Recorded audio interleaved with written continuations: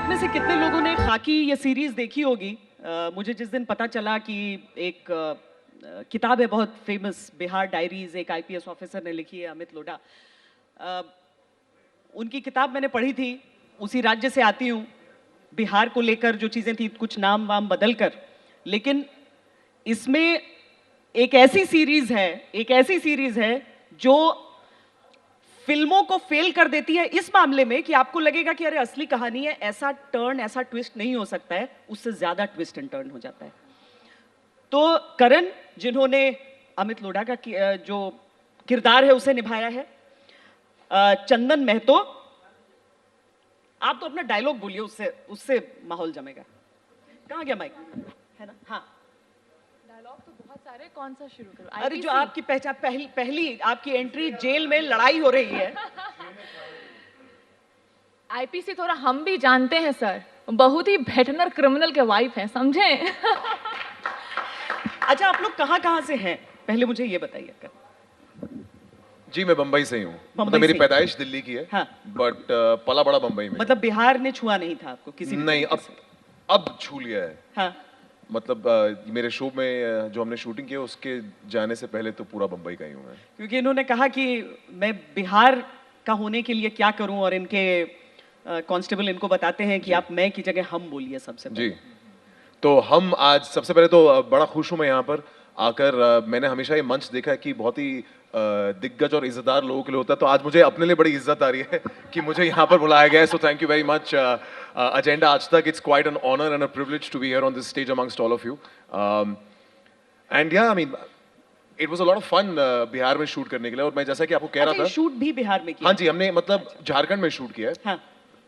पर बड़ा ही मजा आया था शूट करके। गोलघर के भी कुछ सीक्वेंसेस थे, मुझे लगता है पटना थोड़ा पटना में भी हमने शूट किया है। तो आधा बिहारी में मेरे को लगता है वाकई बन गया हूं मैं, तो थोड़ा बिहार मुझ में आ गया है। बाकी जो मेरे दोस्त यार हैं ये बाकी अपना थोड़ा रब ऑफ कर देते हैं मुझ पर, क्योंकि आप खुद बोल लीजिए सर, आप कहाँ से हैं? मेरी पैदाइश बिहार से। अच्छा, कहाँ पर?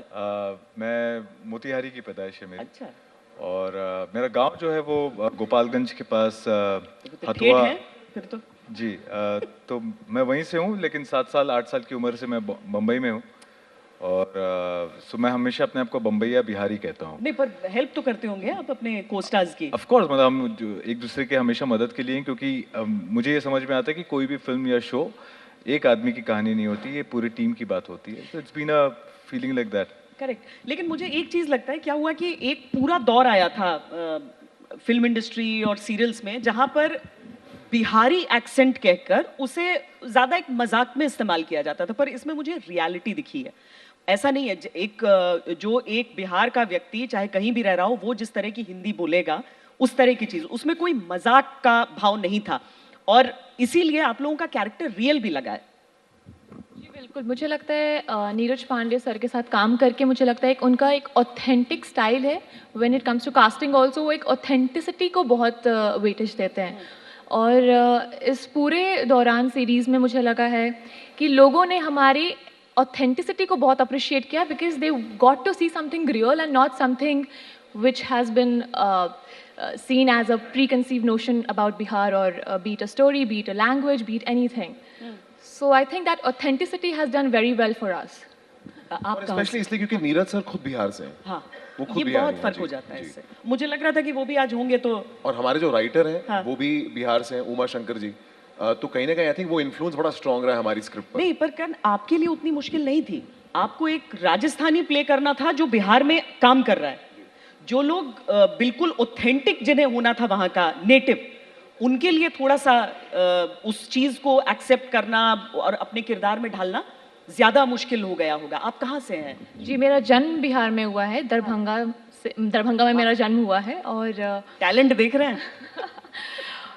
और मैंने पढ़ाई दिल्ली में की। नाम ऐश्वर्या सुष्मिता क्यों रखा गया?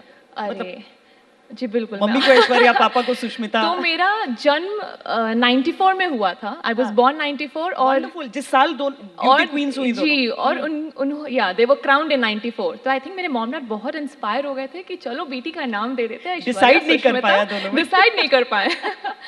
And I think that's the reason behind my name.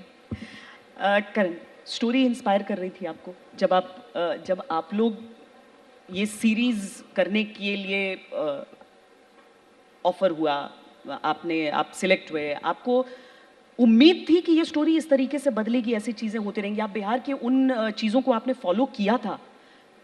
क्योंकि देखिए वहाँ पर जो लोग रह रहे हैं वो अखबार पढ़ते हैं, वो जानते हैं चंदन महतो नहीं भाई पिंटू महतो हैं, वो एक्चुअल किरदारों को समझ रहे होंगे, पर आपके लिए ये स्टोरी के ट्विस्ट एंड टर्न को एक्सेप्ट कर पाना संभव हो पा रहा था कि अच्छा फिर ऐसा हो गया?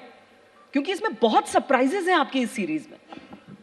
नहीं, एक्सेप्ट करना तो डेफिनेटली संभव है। इनफैक्ट वो बहुत बड़ा रीज़न है इस शो को एक्सेप्ट करने के लिए, क्योंकि बहुत ही इंटरेस्टिंग कहानी है, बहुत ही खूबसूरती से लिखी है। जब मैंने किताब पढ़ी थी पहली बार, जिस किताब का नाम है बिहार डायरीज, मुझे तब ही बहुत इंटरेस्टिंग लगी थी, बिकॉज जिनकी कहानी हम बता रहे हैं, उन्होंने जिस किस्म की ज़िंदगी जी है एज एन IPS ऑफिसर, वो बहुत ही दिक्कत वाली रही है। एंड जो उनके लाइफ के रियल ट्विस्ट एंड टर्न्स रहे हैं, उसी के ऊपर निर्धारित स्क्रिप्ट है हमारी।